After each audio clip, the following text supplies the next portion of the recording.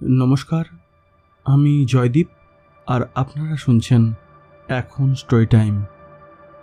আজ আপনারা শুনবেন বিভূতিভূষণ বন্দ্যোপাধ্যায়ের লেখা একটি অলৌকিক কাহিনী, রহস্য।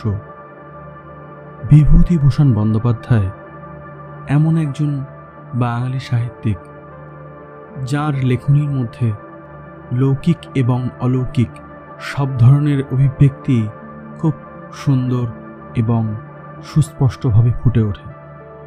তার লেখনীর গুণে অনেক অলৌকিক অবিশ্বাস্য কাহিনী আমাদের লোকচক্ষুতে যা অবিশ্বাস্য বলে মনে হয় তাও যেন কেমন আমাদেরকে আচ্ছন্ন করে ফেলে, ইচ্ছা করে বিশ্বাস করতে। আজ সেরকমই একটি গল্প আপনাদেরকে শোনাব। গল্পটিকে লেখক এমনভাবেই উপস্থাপনা করেছেন যেন নিজের মুখেই তিনি গল্পটি শোনাচ্ছেন। তাহলে শুরু করা যাক আজকের গল্প। প্রখ্যাত সাহিত্যিক বিভূতিভূষণ বন্দ্যোপাধ্যায়ের লেখা অলৌকিক গল্প রহস্য।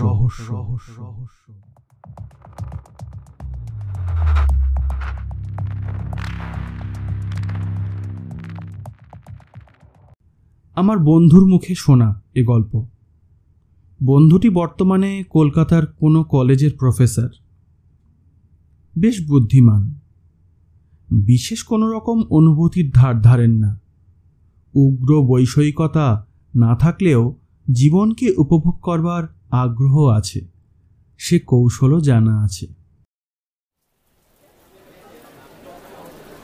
সেদিন রাত্রে ঝমঝম করে বৃষ্টি পড়ছিল, নানা রকম গল্প হচ্ছিল, গরম চা আর আনুষঙ্গিক খাদ্যের সঙ্গে মজি। অবশ্যই ভূতের গল্পই হচ্ছিল। আমার বন্ধু একটা গল্প বললেন, আশ্চর্য লাগলো গল্পটা। একজন বিজ্ঞানের অধ্যাপক যখন এই গল্পটা করলেন তখন একটা মূল্য আছে ভেবেই এই গল্পটা বলছি। তার নিজের কথাতেই বলি। সেবার আমি বিএ পরীক্ষা দিচ্ছি। অনার্স পরীক্ষা হয়ে যাবার পরে দিন 4-5 ছুটি পাওয়া গেল। কিসের ছুটি তা আমার এতকাল পরে মনে নেই। ভবতারণ ঘোষাল বলে আমার এক বন্ধু ছিল, ওর বাড়ি ছিল বেলঘড়িতে। ভবতারণ ক্লাসে খুব পান খেত, ক্লাসের বাইরে ঘন ঘন সিগারেট খেত, অশ্লীল কথাবার্তা বলতো, লম্বা লম্বা কথা বলতো, চালবাজির অন্ত ছিল না। তবে তার আমার সঙ্গে খুব বনতো, এই জন্যে যে আমি নিজেও একজন দোস্তুর মতো চালবাজ ছেলে ছিলাম তখন। এখন সেসব কথা ভাবলে হাসি পায়। তারপর যা বলছিলাম, অনার্স পরীক্ষা শেষ হবার দিন ভবতারণ আমায় টেনে নিয়ে গেল ওদের বাড়িতে। যাবার সময় ট্রেনে গেলুম, কিন্তু ট্রেন থেকে নেমে অনেকটা হাঁটতে হলো, কারণ ওদের বাড়িটা প্রায় গঙ্গার ধারের কাছে। কিছুক্ষণ ওর বাড়িতে থাকবার পরে হঠাৎ কি একটা বিষয় নিয়ে ঘোর তর্কাতর্কি হলো ওর আর আমার মধ্যে। এমন চরমে উঠল সে তর্ক যে দুজনের মধ্যে হাতাহাতি হবার উপক্রম। হায় রে সেসব দিন! এই রোদ, এই মেঘ, তখনকার জীবনে তাই ছিল স্বাভাবিক। যাই হোক, আমি তো ভয়ানক রেগে ওদের বাড়ি থেকে সেই সন্ধেবেলায় বেরিয়ে পড়লুম। এমন জায়গায় ভদ্রলোকের থাকতে আছে? ব্যারাকপুর ট্রাঙ্ক রোড বেয়ে হন হন করে হাঁটছি কলকাতা মুখে।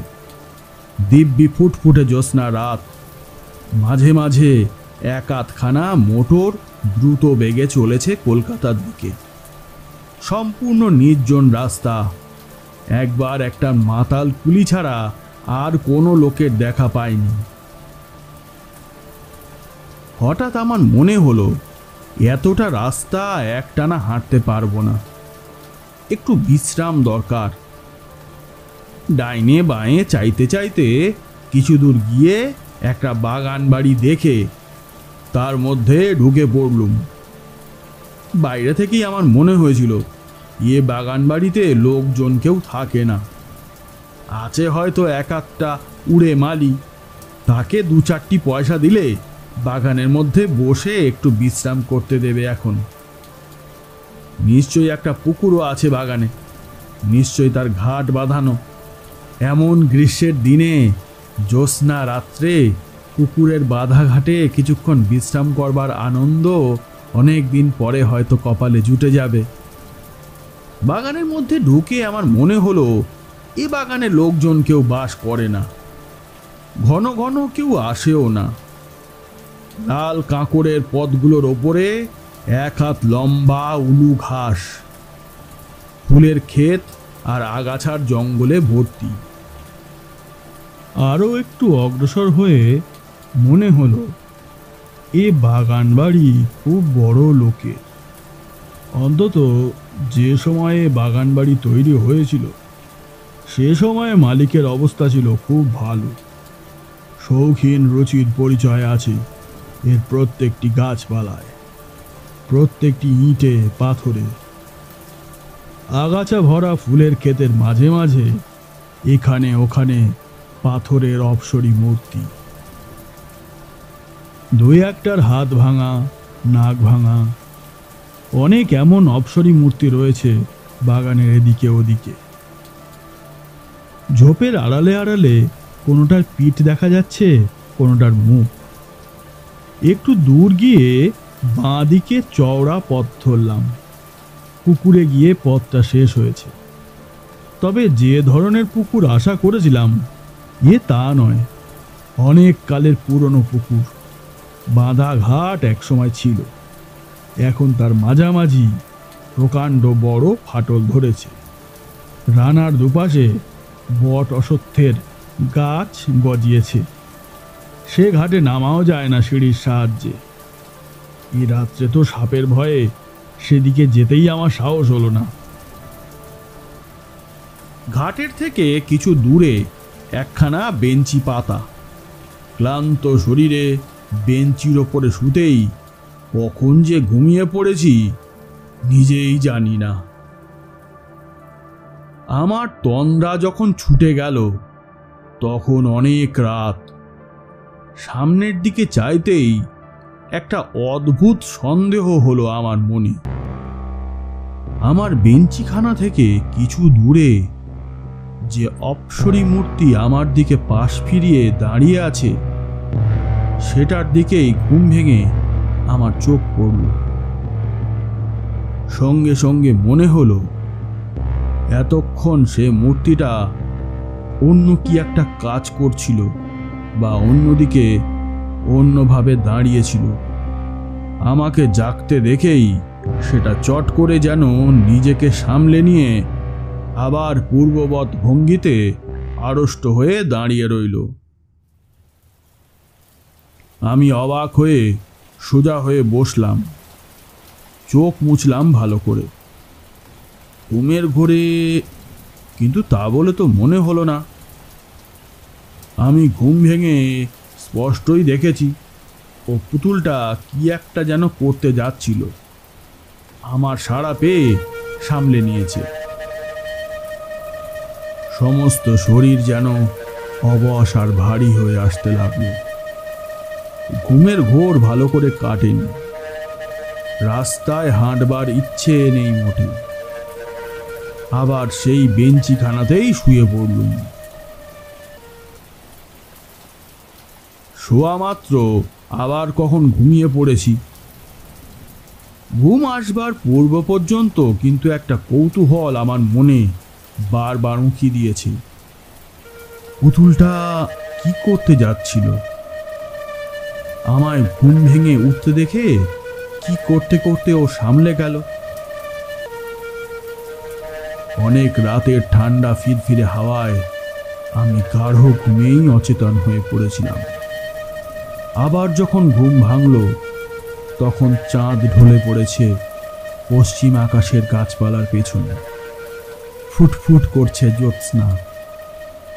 তবে পশ্চিম দিক থেকে লম্বা লম্বা গাছের ছায়া পড়েছে ফুলের ক্ষেতে, আগাছার জঙ্গলে।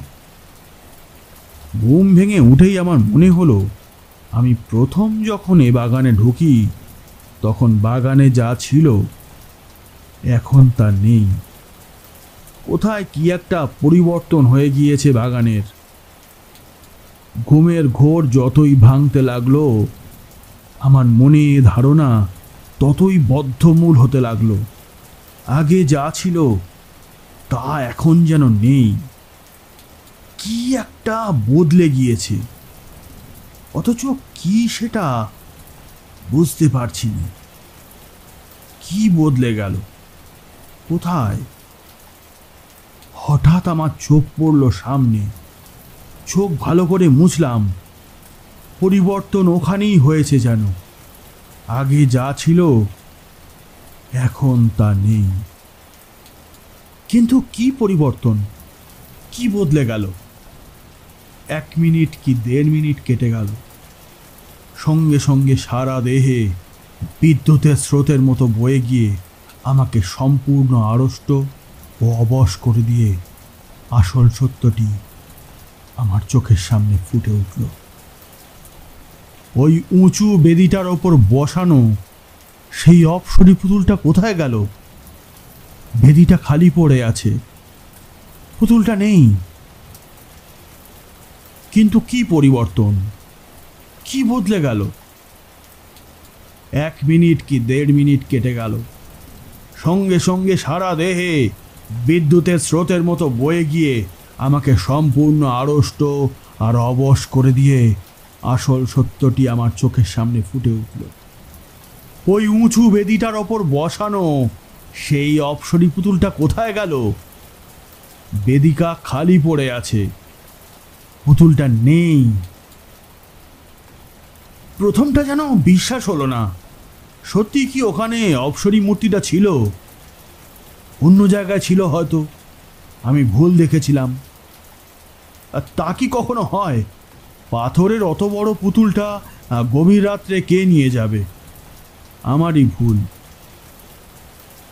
কিন্তু এই অপ্সরী মূর্তি তো অন্যদিকে চেয়ে কি একটা করতে যাচ্ছিল। আমি ঘুম ভেঙে দেখেছিলাম এই বেদিটার উপরেই সেই পুতুলটা ছিল। না থাকলে আমি এই বেঞ্চিতে শুয়ে দেখলাম কি করে? বেশ মনে আছে, প্রথম এই বেঞ্চিতে শুয়ে পুতুলটা প্রথম আমার চোখে পড়েছিল। আমার দিকে ওর পাশ ফেরানো ছিল। এও ভাবলাম, আমার মনে আছে, এ ধরনের পুতুল কি ইতালি থেকে আসে, না এদেশে তৈরি হয়? এত সব একেবারে ভুল হয়ে যাবে। কিন্তু তা যদি না হয় তবে সে অপ্সরী মূর্তি বা যাবে কোথায়? এত রাত্রে কে উঠিয়ে নিয়ে গেল মূর্তিটা? চোরে নিয়ে গেল? তাই যদি হয়, এতকাল এ বাগান অরক্ষিতভাবে পড়ে আছে, এতদিন কেউ চুরি করলে না, আর একজন জলজ্যান্ত মানুষ শুয়ে আছে সামনের বেঞ্চিতে, আজই চোর এসে এত বড় ভারী মূর্তিটা চুরি করে নিয়ে যাবে? না না না, তাও সম্ভব বলে মনে হয় না। কেন জানি না আমার কেমন ভয় হলো, গা ছমছম করতে লাগলো। রাত আর বেশি বাকি নেই, এ বাগানে আর শুয়ে থাকার দরকার নেই। আস্তে আস্তে কলকাতা মুখো হাঁটা দিই। যেমন এ কথা মনে আসা অমনি আমি বেঞ্চি থেকে উঠে পড়লাম।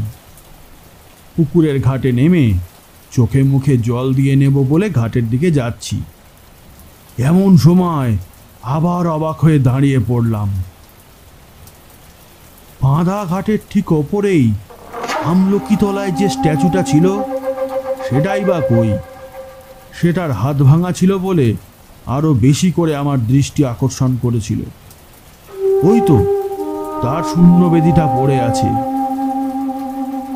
মনে কেমন সন্দেহ হলো।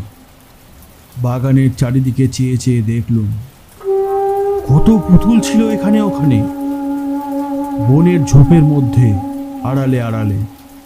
সাদা পাথরের পুতুলগুলো ফুটফুটে জ্যোৎস্নায় ঝকঝক করছিল। এখানে তেমনি সাদা জ্যোৎস্না বাগানের সর্বত্র। কিন্তু কই সে অপ্সরী পুতুলগুলো? একটাও তো নেই। এক রাত্রে কি বাগানের সব পুতুল চুরি হয়ে গেল? এই রাত্রিটার জন্যেই কি চোরেরা ওত পেতে বসেছিল?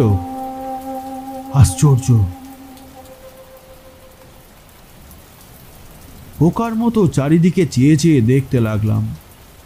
এতক্ষণে বুঝলাম, ঘুম ভেঙে উঠে যে ভাবছিলাম বাগানের কোথায় কি পরিবর্তন হয়েছে, সে হলো এই পরিবর্তন। বাগানময় এই মস্ত পরিবর্তনটা সাধিত হয়েছে আমার ঘুমের মধ্যে। ততক্ষণে পায়ে পায়ে আমি গিয়ে পুকুরের বাঁধা ঘাটের ওপরটাতে দাঁড়িয়েছি। হঠাৎ পুকুরের জলের দিকে চাইতেই আমার কেমন যেন হয়ে গেল।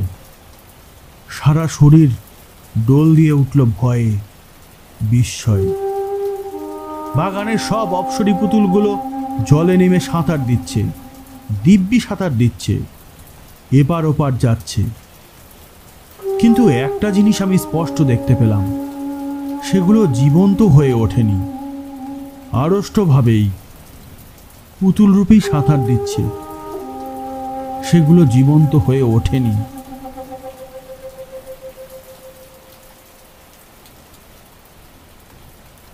এইখানে আমাদের মধ্যে বন্ধুকে কে যেন প্রশ্ন করল, আপনি স্পষ্ট দেখতে পেলেন? অধ্যাপক বন্ধুটি আমাদের মুখের দিকে চেয়ে বললেন, অনেক দিনের কথা হয়ে গেল বটে, কিন্তু আমি আজও ভুলিনি সে রাত্রের কথা।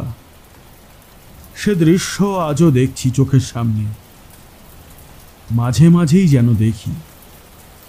বিশ্বাস করা না করা অবশ্যই আপনাদের ইচ্ছে, আমি কাউকে বলিও নে বিশ্বাস করতে।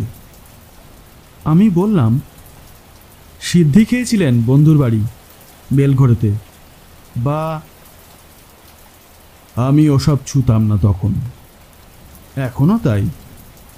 বিশ্বাস করুন এ কথাটা।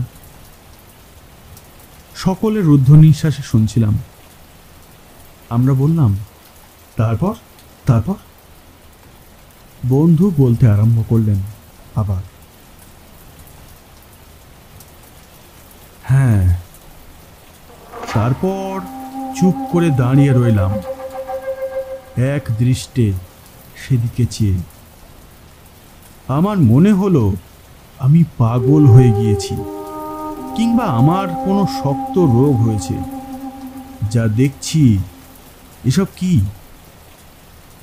বেশ মনে আছে, পশ্চিম দিকের পাঁচিলের গায়ে একটা তাল কি নারকেল গাছ ছিল। চাঁদ তখন গাছটার ঝাঁকড়া মাথার ঠিক আড়ালে। সে ছবিটা বেশ মনে আছে আমার। আবার তখনই চোখ নামিয়ে পুকুরের দিকে চাইলাম। সেখানে সেই অদ্ভুত, অবিশ্বাস্য, অস্বাভাবিক দৃশ্য। সব সাদা সাদা বড় মর্মর মূর্তিগুলো জীবন্তের মতো জলকেলি করছে পুকুরের জলে। হ্যাঁ, এবার যেন তারা জীবন্ত। আমার মাথা ঘুরে গেল, যেন নিজের ওপর কেমন একটা অবিশ্বাস হতে লাগলো। সেখান থেকে মারলাম টেনে ছুট।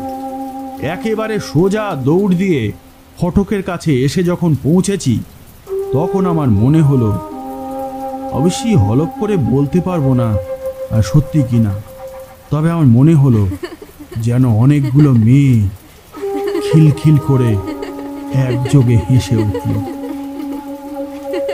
হাসির একটা ঢেউ যেন আমার কানে এসে পৌঁছলো। পরক্ষণেই আমি একেবারে বারাকপুর ট্রাঙ্ক রোডের ওপরে এসে পড়লাম।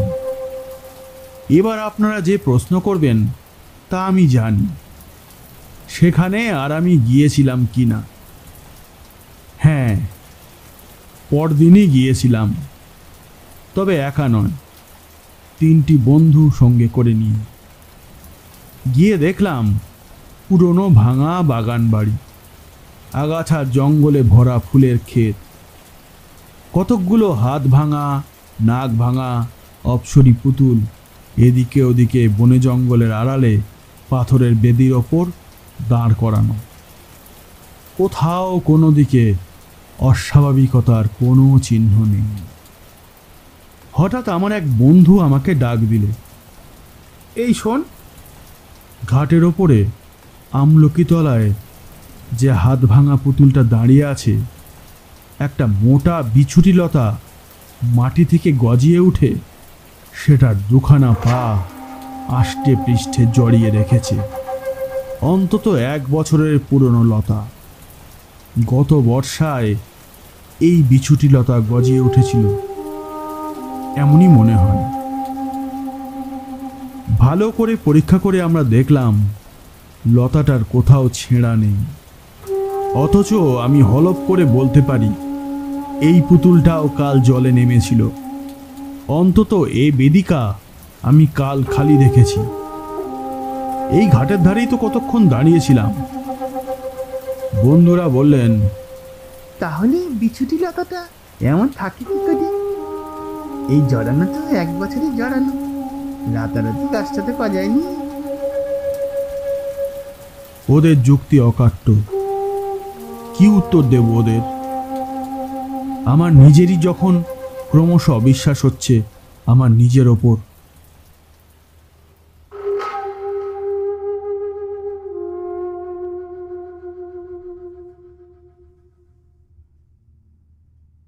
আজকের মতো গল্প শেষ। কেমন লাগলো আজকের এই গল্প কমেন্ট করে জানাবেন। আর ভালো লাগলে অবশ্যই লাইক এবং শেয়ার করবেন আপনার বন্ধুদের সঙ্গে। ফিরে আসবো এরকমই কোনো এক আকর্ষণীয় গল্প নিয়ে। আর এই ধরনের আরও গল্প শুনতে আমাদের এই এখন স্টোরি টাইম চ্যানেলটি সাবস্ক্রাইব করে নেবেন। ধন্যবাদ।